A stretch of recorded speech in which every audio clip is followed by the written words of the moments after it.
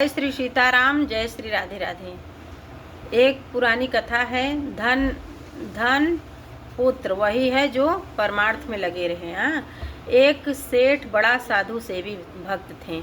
जो भी संत महात्मा नगर में आते हैं वह उन्हें अपने घर बुलाकर उनकी सेवा करता। एक बार एक महात्मा जी सेठ के घर आए और सेठानी महात्मा जी को भोजन कराने लगी। सेठानी महात्मा जी को भोजन कराने लगी।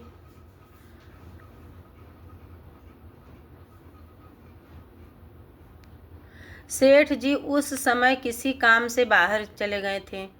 भोजन करते करते महात्मा जी ने स्वाभाविक ही सेठानी से कुछ प्रश्न किए। पहला प्रश्न यह था कि तुम्हारे बच्चे कितने हैं? सेठानी ने उत्तर दिया कि ईश्वर की कृपा से 4 बच्चे हैं। महात्मा जी ने दूसरा प्रश्न किया कि तुम्हारे धन कितना है? उत्तर मिला कि महाराज, ईश्वर की अति कृपा से लोग हमें लखपति कहते हैं। महात्मा जी जब भोजन कर चुके थे तो सेठ जी ने बाजार से वापस आ गए और सेठ जी महात्मा जी इसको विदा करने के लिए साथ चल दिए। मार्ग में महात्मा जी ने वही प्रश्न सेठ जी से किए। उन्होंने सेठानी से जो प्रश्न सेठानी से किए थे। पहला प्रश्न था कि तुम्हारे बच्चे कितने हैं? सेठ जी ने कहा, मेरा एक पुत्र है। महात्मा जी दिल से सोचने लगे कि ऐसा लगता है सेठ जी झूठ बोल रहे हैं।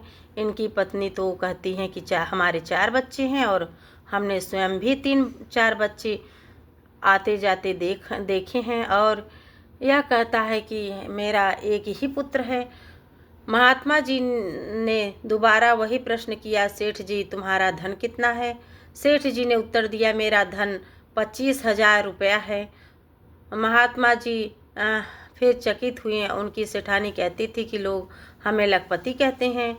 इतने इनके कारखाने और कारोबार चल रहे हैं और यह कहता है कि मेरा धन 25,000 रुपये हैं। महात्मा जी ने तीसरा प्रश्न किया कि सेठ जी तुम्हारी आयु कितनी है? सेठ जी ने कहा, महाराज मेरी आयु 40 वर्ष की है। महात्मा जी यह उत्तर सुनकर हैरान हुए। सफ़ेद उनके बाल हैं।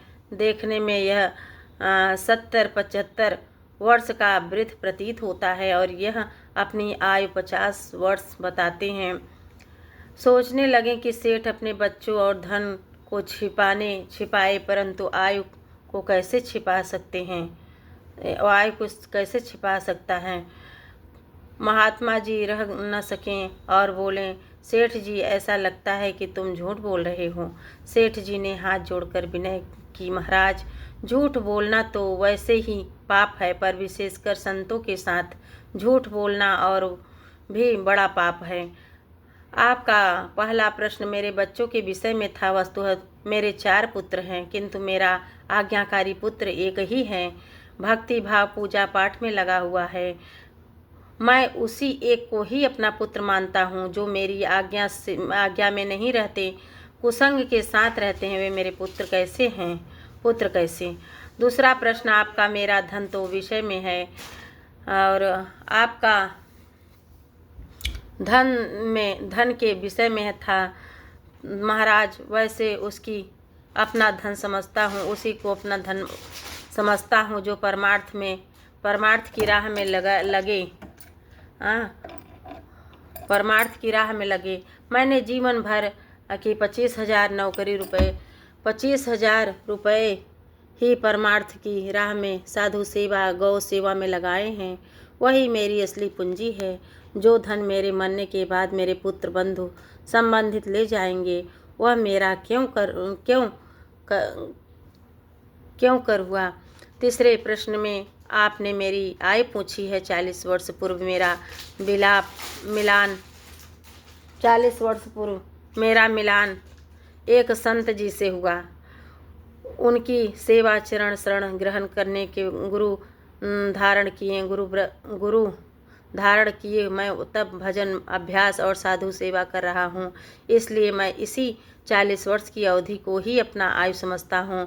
कबीर संगत साध की साहिब आवे याद, लेखे में जोई घड़ी बाकी देन दिन बात।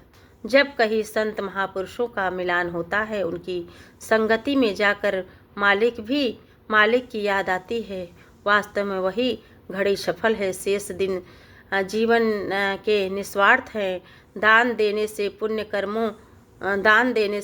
कर्मों का फल आपको केवल इसी जन्मों तक ही मिलता है। यहाँ तक कि मरने के बाद भी दिए गए दान का फल प्राप्त होता है और स्वर्ग में स्थान प्राप्त होता है। वही दान दक्षिणा करने से भगवान भी प्रसन्न होते हैं। श्री रामचरितमानस में उत्तराखंड में श्री तुलसीदास जी ने लिखा है, प्रगट चारि पद धर्म के कलिमहु एक प्रधान, जेन केन विधि दीन्हे दान करई कल्याण।